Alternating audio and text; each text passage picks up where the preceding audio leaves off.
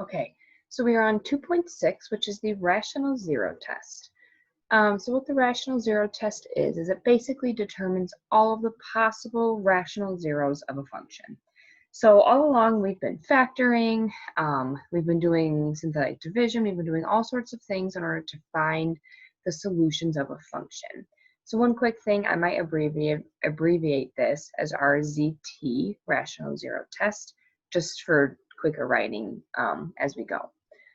One thing I want to bring up is what a solution is. So we're finding these solutions, but you might not exactly understand what they are. So the following four words are all interchangeable, mean the same thing for the most part, and all come out of what we're trying to do right now. So zeros, solutions, x-intercepts, and factors. These are all the exact same thing. Okay, when a function has a zero, it's when it's crossing the x-axis. This point is a factor of the function. Okay, it's a zero, it's a solution, it's an x-intercept, and it's a factor. So these are the actual points on graphs that we're finding. Wherever we are crossing this x-intercept, you can see I've labeled it here with 3 different points. That is going to be those zeros, solutions, factors, or x-intercepts. So that's what we're finding when we're doing this. So the rational zero test helps us find these points. Okay, so what the rational zero test is, and how we figure this out, is we take the factors of the constants. We have to write all the different numbers of the factors of the constant, and the function, and we divide that by factors of the leading coefficient. Okay, so we're going to do an example to kind of show you what this means. So we want to determine all possible zeros using the rational zero test. Keyword is possible. Okay, rational zero test does not tell us for fact that any of these are zeros. They're just possibilities of being zeros. We have to determine whether or not they are a true zero or not. So to find P, again, this is factors of the constant. So a constant is just a number, the only number without a variable attached to it. So you go through and you can see that that number here is 12. So factors of 12 is always 1 in itself. It's divisible by 2, that's 2 and 6. It's divisible by 3, that's 3 and 4. Those are all of the different numbers for P. So what we want to do here is actually list all of them out. Sorry, I'm kind of getting sideways here as well. Let me get lined up again. Okay, so for P, we have plus or minus 1, because each one of these, we take the positive and negative version of it. Okay, we have plus or minus 2, plus or minus 3, plus or minus 4, plus or minus 6, and plus or minus 12. Okay, that's all of these 6 factors. So then we take Q, factors of the leading coefficient. So a coefficient is a number out in front of a variable. Our variable here is x, so it's the leading coefficient, so the leading number in front of the variable. That's going to be out here in front of our very highest exponent, or degree of the function. That technically is a 1 out in front of that x. So it's just plus or minus 1. So we write these all over each other. So all the different possible zeros would be plus or minus 1 over plus or minus 1. Plus or minus 2 over plus or minus 1. So if we write out all possible, it truly is this, in this case, just going to be this top line, just because they're all being taken over 1, which it just leaves it as the number was originally. So all possible, plus or minus 1, 2, 3, 4, 6, and 12. Okay, all we're asking you to do for this one is find all the possible, so I don't need to do anything else than that. The next example, I again ask you, how about we find all the possible zeros using the rational zero test, but also let's test some of these. So let's actually find what the zeros are for this function. Okay, so rational zero test first. Find all of our p's. Again, that's factors of the constant. So we always have 1 and itself. So 1 and 15 plus or minus, right? Not divisible by 2, but it is divisible by 3. That is 3 and 5. Not divisible by 4, 6, 7, not divisible by 8, 9, 10, 11, 12, or any of those numbers. So these are our 4 possibilities. Leading coefficient is 1, so our Q is plus or minus 1. So we would take all of these numbers and write them over 1. So if we tally up all of the possible, that is 1, 3, 5, and 15. Again, always plus or minus for any of these, positive and negatives. Now what I want us to do is actually find these zeros from this.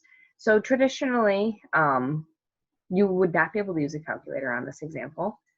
And I would have you use synthetic division to test every single one of these. That would be 8 synthetic divisions. Instead of doing that though, I'm going to show you how you can interpret this on your calculator and then go through synthetic division to find those actual zeros. So we want to go to our y equals button and type this function into it. Okay, you're not going to really be able to see my calculator. I'm having some difficulties being able to see that with the light. I've tried focusing it and it doesn't quite work. But again, if you go to this y equals button and type in the function x cubed plus 9x squared plus 23x plus 15, and then hit the graph button, you will be popping up a function that looks,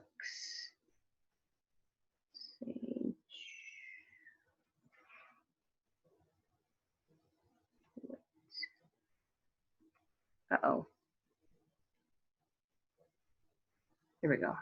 Oh, you can't even see what I'm drawing right now. So your function should look something like this. That's a really horrible drawing of it, but that's about what it looks like. So if we identify what these points are, we can help, using our rational zeros, identify what points those are on the graph as zeros.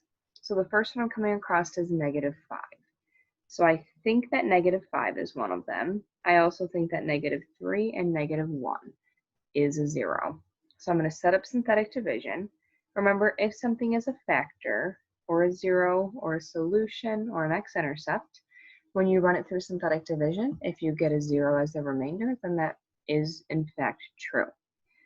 So I go in my function from 3 to 1 to none. So my coefficient is 1, 9, 23, and 15. So come back down to synthetic division. We drop that first number down. 1 times -5 is -5. Add, I get 4. -5 times 4, -20. Number comes up here. We get positive 3, sorry. Positive 3. -5 times 3, -15. Add those up, you get 0. What this tells me to begin with is that -5 is in fact 0. Okay, so the interesting part enough about this is actually the factor x plus 5, right? If this is the 0, the factor representation is x plus 5. It's the opposite of it. So after I've factored out x plus 5, what I have remaining is x squared plus 4x plus 3. So two different things can happen from here. This x plus 5 is already factored, but now we look at the following, what's left, and it's factorable. I do know how to factor this. So I can either factor this or move on with synthetic division to go ahead and test the rest of these zeros.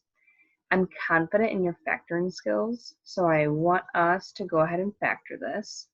This would be factoring a trinomial, so finding two numbers that multiply to 3 but add to 4. that would be x plus 1 and x plus 3. Okay, so the other numbers I thought were zeros was -3 and -1. Their factor representation would in fact be +1 and +3. So I think that these are my factors and my zeros. By factoring these out, I'm going to secondly prove this to you through synthetic division. So the interesting part enough is now when I get to test my next factor, so I've tested -5, I'm going to test -3 now. -3 goes on the outside of my synthetic division. Instead of resetting this up, I get to start with what I left off with. So I left off with 1, 4, and 3. So I continue on with those numbers. Drop the 1 down, -3 times 1, -3, add those, you get 1. 1 times -3, -3. Add those to get 0. So -3 is checked off the list. We did that one too. Set up our last and third synthetic division with -1. -1 goes on the outside. And again, the numbers we left off with, 1 and 1, is what comes down here. Drop down the 1. 1 times -1, -1, end up with 0. Okay, so what this is proving to me is I am getting -1, -3, and -5 all as zeros with this. I proved that through factoring, and I also proved that through synthetic division. Eventually, you're going to have to prove this through synthetic division, but I'm okay with you being able to stop here and factor to prove that. So not only did I use rational zero test to find all possible zeros, but I actually went ahead and found the zeros for it that were truly zeros. Okay, let's do one more example. So rational zero test for the following. Find all the factors of my constant. My constant is 20. So that's going to be 1 and 20. 20 is divisible by 2. That gives me 10. 20 is not divisible by 3. It is divisible by 4.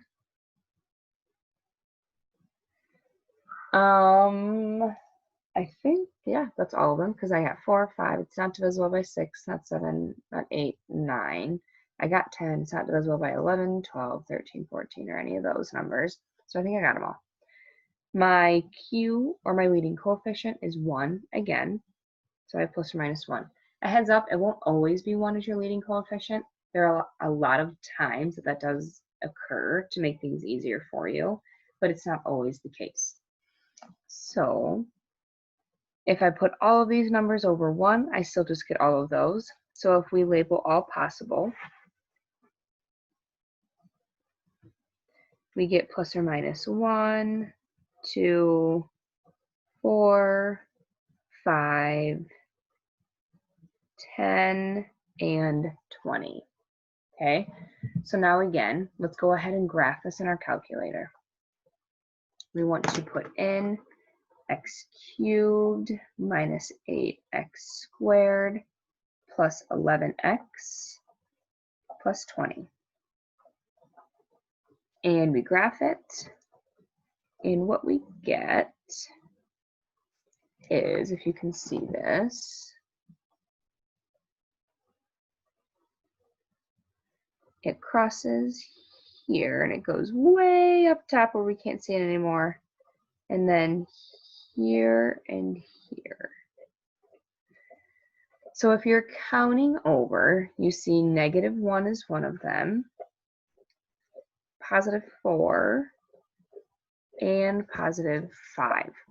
We check our all possible. -1 was possible, 4 was possible, and +5 was possible. So we start from left to right. So we start with -1, setting up synthetic division. Back up to our function.